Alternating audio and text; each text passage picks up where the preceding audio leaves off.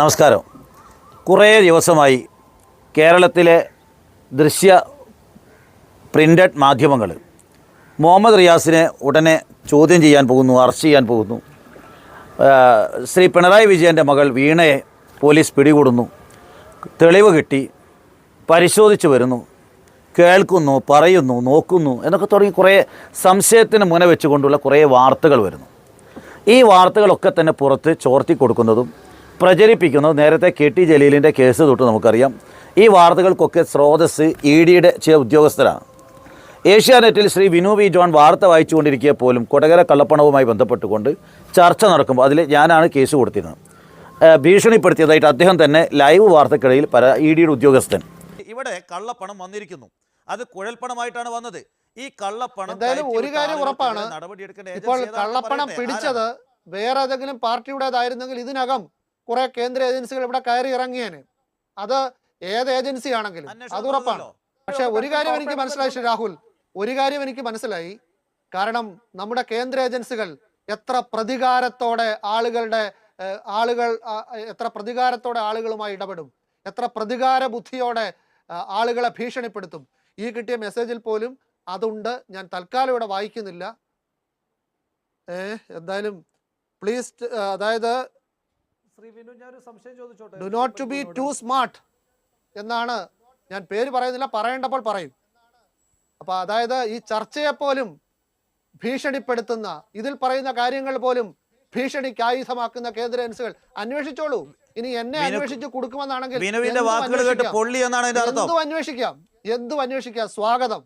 അത് വെറുതെ പറയുന്നതല്ല, സ്വാഗതം. കാരണം ഇത് പറയുമ്പോൾ കൊള്ളുന്ന ഉദ്യോഗസ്ഥർ കേരളത്തിൽ കോടിക്കണക്കിന് ഹവാല പണം വന്നിട്ട്, കള്ളപ്പണം വന്നിട്ട് മിണ്ടാതിരിക്കുന്നവർ ആരെയാണ് ഭീഷണിപ്പെടുത്തുന്നത്? വരൂ, അന്വേഷിക്കൂ, കള്ള തെളിവുകൾ ഉണ്ടാക്കൂ.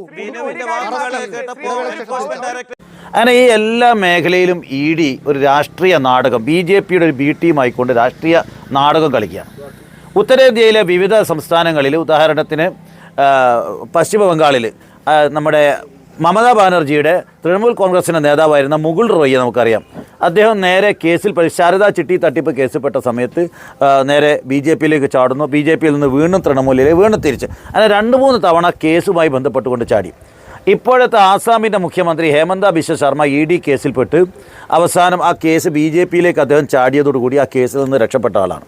അതേപോലെ സുവേന്ദു അധികാരി, എത്രയോ ആളുകൾ, അതേപോലെ മഹാരാഷ്ട്രയിലെ ബാബാ സിദ്ദിഖി, ഇവരൊക്കെ തന്നെ EDയുടെ ഇത്തരത്തിലുള്ള നെറികെട്ട രാഷ്ട്രീയം കളിച്ചിട്ട്, BJPക്ക് വേണ്ടി കളിച്ചിട്ട് രാഷ്ട്രീയം മാറിയ ആളുകളാണ്. എന്നാൽ ED സത്യസന്ധമായിട്ടാണോ അന്വേഷിക്കുന്നത്? അങ്ങനെ ആണെങ്കിൽ എനിക്ക് ചോദിക്കാനുള്ളത്, ഏറ്റവും അവസാനമായി PC ജോർജ് BJPയുടെ നേതാവ് പറഞ്ഞു 4.5 കോടി രൂപ മണ്ഡലത്തിൽ ചെലവഴിച്ചു എന്ന് പറഞ്ഞു. അപ്പോൾ ആ പണത്തിൻ്റെ സ്രോതസ് എവിടെയാണ്? ആരാ കൊണ്ടുവന്നത്? എവിടെയാണ് കൊടുത്തത്? അതേപോലെ തന്നെ കൊടകര കള്ളപ്പണം കേരള ഹൈക്കോടതിയിൽ ഞാൻ കേസ് കൊടുത്തിരുന്നു. ആ കേസിൽ ഹൈക്കോടതിയിൽ മൊഴി കൊടുത്തു. ED പറഞ്ഞത് ഞങ്ങൾ അന്വേഷിച്ചോളാം. ഈ നിമിഷം വരെ ഒരു അന്വേഷണം നടത്തിയിട്ടില്ല. ഈ ഹൈക്കോടതിയിൽ പരാതി കൊടുത്ത് എൻ്റെ പോലും മൊഴിയെടുക്കാനും തയ്യാറായിട്ടില്ല. അപ്പോൾ ഒരു ഭാഗത്ത് ഏകപക്ഷീയാണ്. ഇനി എല്ലാത്തിനും പുറമെ ചോദിക്കാനുള്ളത്, ഈ ശ്രീ ശശിധരൻ കർത്തയുടെ ഡയറിയിൽ PB എന്ന പേരുണ്ട്, അക്ഷരമുണ്ട്. അപ്പോൾ അതോടൊപ്പം തന്നെ ഇവിടെ ഇവരുടെയൊക്കെ പേരിൻ്റെ കൂടെയുള്ള മറ്റ് 2 പേരുണ്ടല്ലോ. ഏറ്റവും കൂടുതൽ ഇടപാടുകൾ നടത്തിയ ആളുകൾ എന്ന് പറയുന്നത് ശ്രീ PK കുഞ്ഞാലിക്കുട്ടിയുടെയും രമേശ് ചെന്നിത്തലയുടെയും പേരുണ്ടല്ലോ. അപ്പോൾ അവർക്ക് സംഭാവന കൊടുത്തത്, അപ്പോൾ അവർ പറയുന്നു പാർട്ടിക്ക് ഇവിടെ ആയിക്കോട്ടെ, പരിശോധിക്കട്ടെ, ഇവർ വാങ്ങിയ പൈസ പാർട്ടി അക്കൗണ്ടിൽ വരവ് വെച്ചിട്ടുണ്ടോ, ഇൻകം ടാക്സിൽ ഇതിൻ്റെ കണക്ക് കൊടുത്തിട്ടുണ്ടോ? അപ്പോൾ ശ്രീമതി വീണ വിജയന് കിട്ടിയ പൈസക്ക് GST അടിച്ചിട്ടുണ്ട്, ടാക്സ് അടിച്ചിട്ടുണ്ട്, എല്ലാ കണക്കും ഉണ്ട്. അപ്പോൾ കണക്കുമായിട്ട് ബന്ധപ്പെട്ട ഒന്നും ഇതുവരെ പിടിക്കാൻ കഴിഞ്ഞിട്ടില്ല.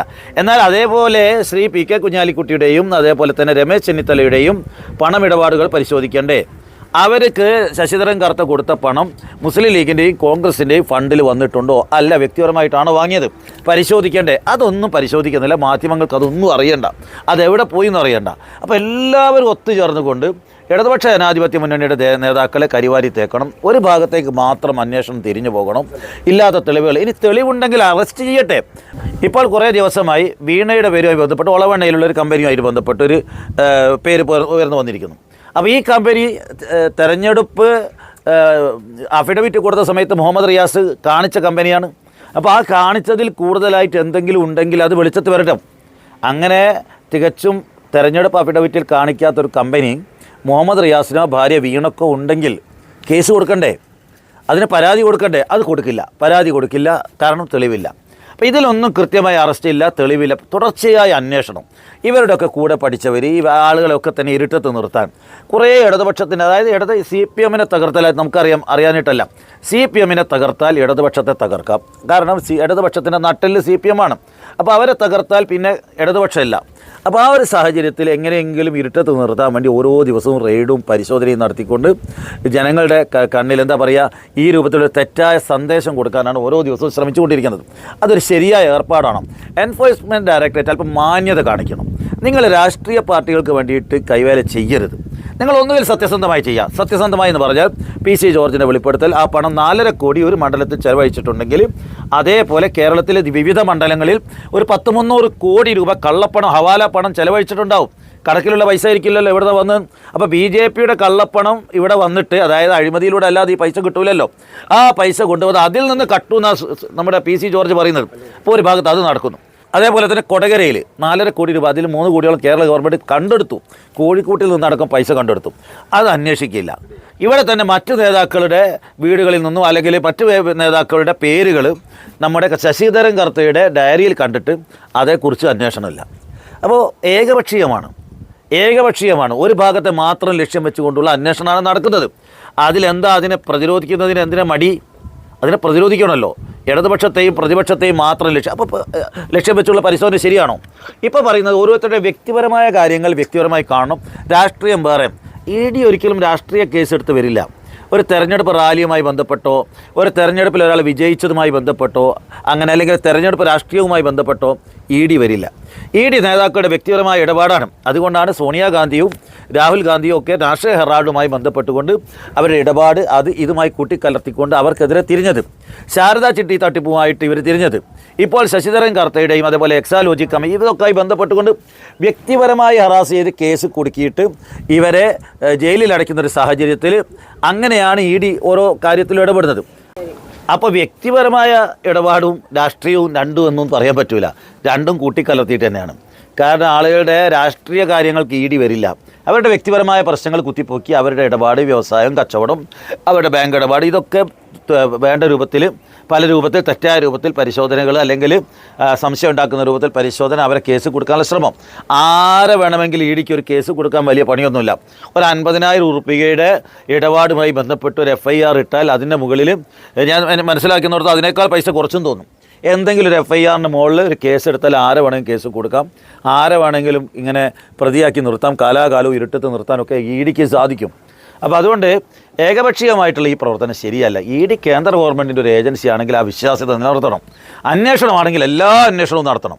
ഒരു മുന്നണിയുടെ നേതാക്കളെ മാത്രം അന്വേഷിപ്പിച്ച് അവരുടേത് മാത്രം തിരയുക, മറ്റുള്ളവരുടേത് കണ്ടില്ലെന്ന് നടിക്കുക, അതൊരു ശരിയായ ഏർപ്പാടാണോ ED? അത് ശരിയല്ല. നിങ്ങൾ മാന്യതയും അന്തസ്സും ധാർമ്മികതയും നീതിബോധവും കാണിക്കണം. ഇപ്പോൾ കാണിക്കുന്നത് കേരളത്തിൽ സത്യം പറഞ്ഞാൽ വളരെ മോശമാണ്. അത് ശരിയല്ല. നിങ്ങൾ നീതിപൂർവ്വം പ്രവർത്തിക്കേണ്ട ഉദ്യോഗസ്ഥരാണ്. ഏതെങ്കിലും പാർട്ടികൾക്ക് വേണ്ടി കൂലിപ്പണി ചെയ്യരുത് പ്ലീസ്. നന്ദി, നമസ്കാരം.